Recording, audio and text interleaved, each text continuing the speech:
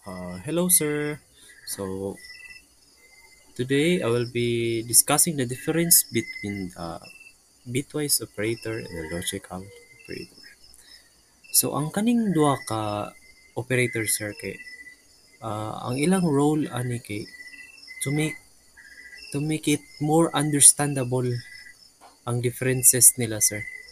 And so, ang bitwise operator, sir, kay uh,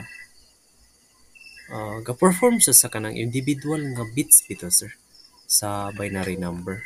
And kasagara kay gagagamit kini siya sa mga kanang beginner nga programmer, sir. And napud siya mga types, sir, which is the and, or, and not. So the and operator, ang and nga operator, sir, kay kana bitaw symbol nga and uh, kana bitaw gikumpara niya ang kanang corresponding nga kanang bits sa two binary numbers. If ang duha ka bits kay 1 ra, ang result ra pud sa bits 1 ra pud. Then ang or, ang symbol niya kay siya linya bita, sir. Linya ang symbol. Ang kanina pud ang or, sir, kay gikumpara gyapon niya, pero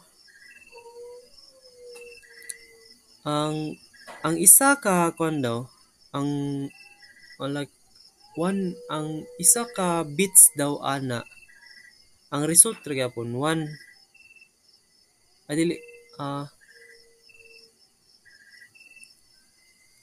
basta ang isa sample kaning duha, sir, if ang kani mo isa mo'y kan bisag kani lang mo'y 1, ang result ra gyapon 1.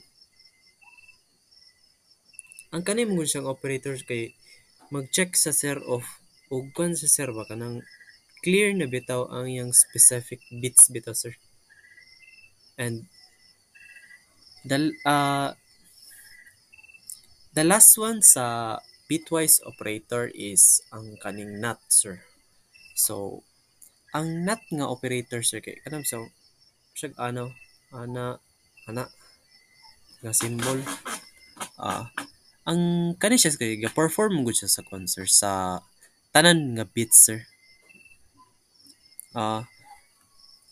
Gihimuon yang ang zero kay iyang gahimuon og 1. Ang 1 pud, sir, gahimong siya mura siya reverse bitaw, sir. Mura siya reverse. And kani kay useful kini siya, sir. Useful kini for kanang bitong kanang mag-invert bitaw kag individual nga bits bitaw, sir. And napoy uban nga challenging po ni sa, sir. Challenging kayo ni siya kay kanang the way manggod nga kanang maglibog ang uban, sir, ba. And we'll proceed to the logical operator. Unlike sa bitwise operator, sir, ang logical operator kay kanang bitaw siyang naa siya'y boolean nga value bitaw, sir. Kanang which is the true or false. Kanang sakto ba ni, mali ni, yana, sir. And kaning end nga kanang symbol, kanang duha gid siya ka end. Di ba kaganiya sa bitwise, sir, kay isa raman ang end diri sa logical duha. Ang kani siya, sir, if i-compare nimo ang duha ka boolean nga value of ang pagbalik din sa ang pagbalik dayon sa imuha kay true. Ang true ang duha ka value ay wait lang, sir, basi maglibog. If ang duha ka boolean nga value ay pagkumpara nimo ang duha ka value nya pagbalik nimo true, pag if ang duha mo'y true gyud na siya.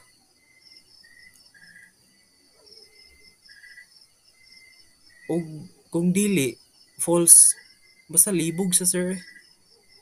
Basta kanang gikumpara nimo ang duha ka boolean, doon kumpara nimo ang duha ka boolean nya pagbalik sa imuha, if ang duha kay true, true ra gyud na.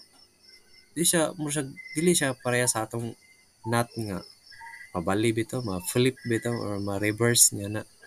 So moro na akong understanding sa karon nga yan akong pag-describe karon sir, bisag ah, wala ko'y pang sulat diya yan na. Sa ako lang nasabtan sir. So thank you sir.